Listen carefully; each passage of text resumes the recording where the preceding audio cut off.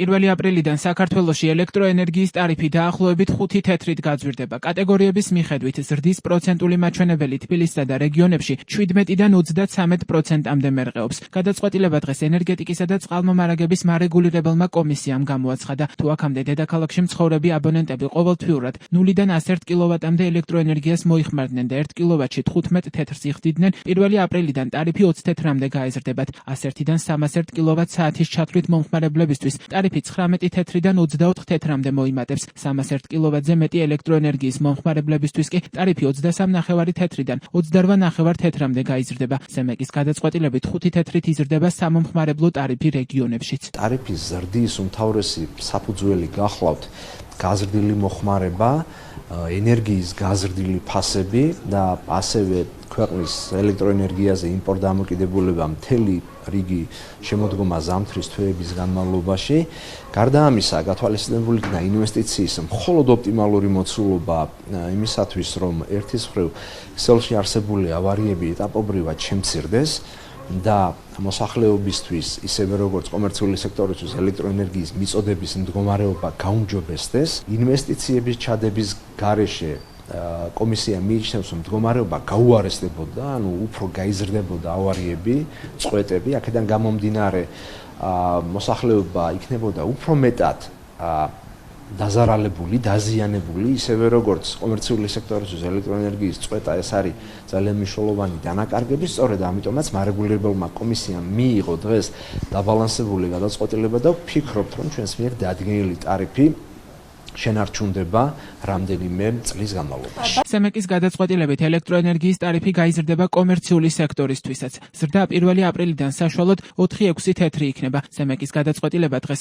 სხდომაზევე გააპროტესტა პარტია ხალხისთვის ლიდერმა. ანა დოლიძე ამბობს, რომ დენის გაძვირება ისედაც მძიმე ეკონომიკურ მდგომარეობაში მყოფ საქართველოს მოსახლეობას ცხოვრებას კიდევ უფრო გაურთულებს. იგივეს ამბობენ სხვა ოპოზიციურ პარტიებშიც. კომუნალური გადასახადების გაძვირება იწვევს ცხოვრების გაძვირებას. ბენზინი ისედაც გაძვირებულია.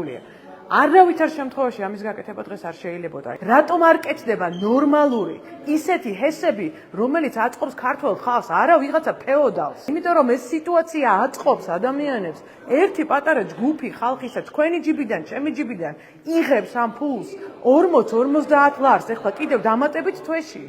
და სამაგიეროდ თვითონ დიდრდება. სასამართლოში ვაპირებ გავასაჩივრო, იმიტომ კი არა რომ სასამართლოს იმედი მაქვს, არამედ იმიტომ რომ ცოტა გავიტანოთ ეს ამბავი, რომ კარგად გავიგოთ, რომ მახრჩობელა გველივით გვისწობს საშუალებას ამ ქვეყანაში ცხოვრებისას. ქართული ოცნება. საწვავის ფასის ზრდა, დენის ტარიფის ზრდა პირდაპირ ნიშნავს, რომ აბსოლუტურად ყველა სერვისზე, რომელსაც ყოველდღიურად მოიხმართ და აბსოლუტურად ყველა პროდუქტზე, მათ შორის ასოცირებულ პროდუქტებზე ფასები კატასტროფულად გაიზრდება. ამ ვითარებაში ყიყინის მაგივრად იმ კომისიაზე, რომელიც აბსოლუტური აბსურდით არის, ბოროტებით არის დაკავებული და ბიზნესის ბჭყალებში გატისკვით არის დაკავებული ვინმე წილოსანი, მამამისი რო ყავს ჩვეულებრივ სისხლის სამართლის დამნაშავე. აი ამ ვითარებაში, აი ამ კომისიის ყიყინს კი არ უნდა უსმენდეთ. სახელმწიფო უნდა მოქმედებდეს. დახურონ ეს კომისია, თქვან რომ ეს იყო იდიოტიზმი და არაფერი არ გამოუვიდათ, დაწიონ გაუქმონ დროებით აქსიზი და დაიწყონ დენის ტარიფის სუბსიდირება ამ ქვეყნის ყველაზე გაჭირვებული მოქალაქეებისთვის, იმიტომ რომ სხვანაირად უბრალოდ სიკვდილ სიცოცხლის საკითხი უდგება საქართველოს ბევრ მოქალაქეს. სემეკის გადაწყვეტილებასთან დაკავშირებით მედიასთან კომენტარი გააკეთა ენერგოპრო ჯორჯიას დირექტორთა საბჭოს თავმჯდომარემ გრიგოლ მამისეიშვილმა. მისი თქმით, ელექტროენერგიის გაზრდილი ტარიფი გაზრდილი ინვესტიციის საწინდარია. ენერგოომბუდსმენის მოვალეობის შემსრულებელმა ნინო გულეიშვილმა თქვა, რომ არსებული ვითარებით მომხმარებელი ელექტროენერგიის უწყვეტ მომარაგებას ვერ მიიღებდა. ტარიფის გაზრდამ კი დენის სტაბილური მიწოდება, ავარიების შემცირება და ქსელის გაუმჯობესება უნდა უზრუნველყოს. მარეგულირებელმა უნდა კომისიამ ზედმიწევნით კარგად იცის ჩვენი ქსელური პრობლემები და ჩვენ ქსელში არსებული ძალიან მძიმე მდგომარეობა. გაზრდილი ტარიფი ეს არის საწინდარი გაზრდილი ინვესტიციისა და დიდი პასუხისმგებლობისა კომპანიის მხრიდან.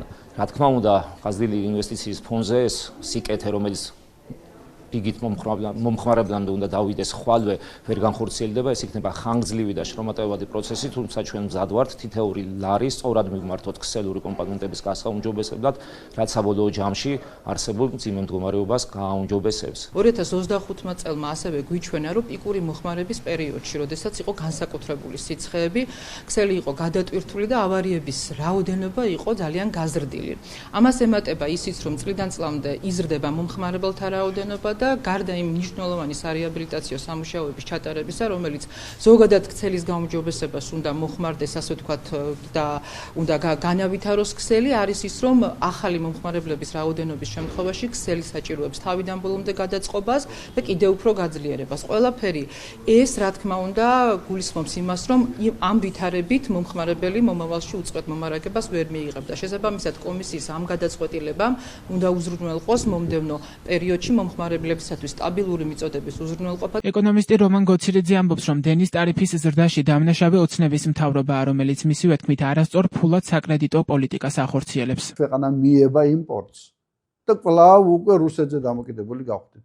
მარტო იანვარ-თებერვალში ელექტროენერგიის იმპორტი გაიზარდა 26%-ით. ეს იმას ნიშნავს, რომ ნაყიდი დენი უფრო ძვირია, ვიდრე აქ წარმოებული. ენერგეტიკაში შექმნილმა მდგომარეობამ დაგვაკარგვინა 138 მილიონი დოლარი, რომელიც წააგო საქართველოს მთავრობამ იგივე რუსულ კომპანია ინტერრაოსთან. და საერთოდ კატასტროფული რამე მოხდა, 400 მილიონი დოლარი დავკარგეთ ჩვენ და გადავადებულია მცირე ხნით, იმის გამო რომ ნამახვანში აი ასეთი უგუნური პოლიტიკა აწარმოა ხელისუფლებამ და ეს ფული ჩვენი ჯიბეებიდან იქნება გასასტუმრებელი.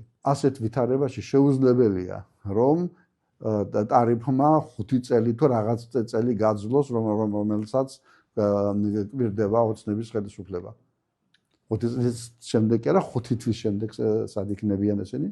ღმერთმა იცის, ეს ხელისუფლება წარმავალი ხელისუფლება.